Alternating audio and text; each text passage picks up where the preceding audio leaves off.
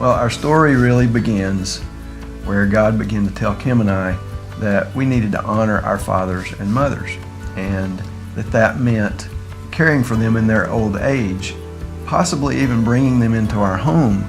We actually bought a piece of land and drew house plans of what would be our dream home. And God began to show us, that's not my plan for you. This is your plan for your own kingdom and not mine.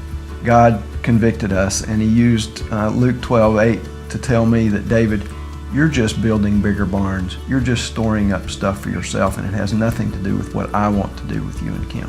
And then in Isaiah 5:8, God convicted me.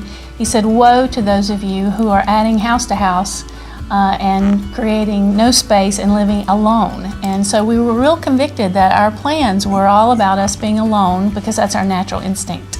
Under circumstances that only God could orchestrate, He led us to where we live now. So then we began to ask God, okay, what are we supposed to do in this new neighborhood? One of the things that we learned very early when we moved into the neighborhood is that people really long to get together. They want to know their neighbors. We have spent a lot of years, maybe the last 20 years, where people in America have grown into this culture where we pull into our driveway, we shut the garage door, and we don't know anybody and we don't interact with anybody, and it gets very lonely. In Matthew 22, He said, you need to love your neighbors as you love yourself. And so I started to ask the Lord, well, what does it look like to love people more than I love myself? What's the one thing that I would want other people to do for me that would be loving? And I realized it was just to pray for those people by name. And so we began to do that.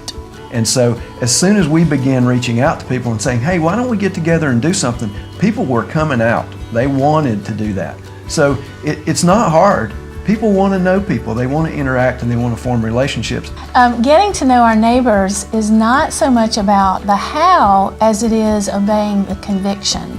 And we realized until we were convicted by God about what His Word said about people in our lives, we weren't doing anything about getting to know people by name or praying for them by name.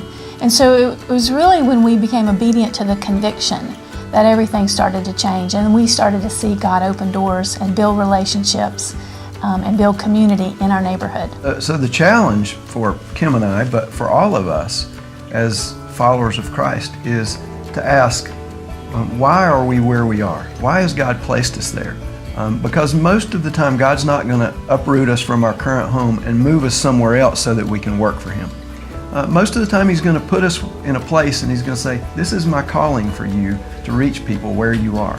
And so the challenge for us has been, what did God tell us through His Word, and are we going to be obedient to what He said right where He has placed us?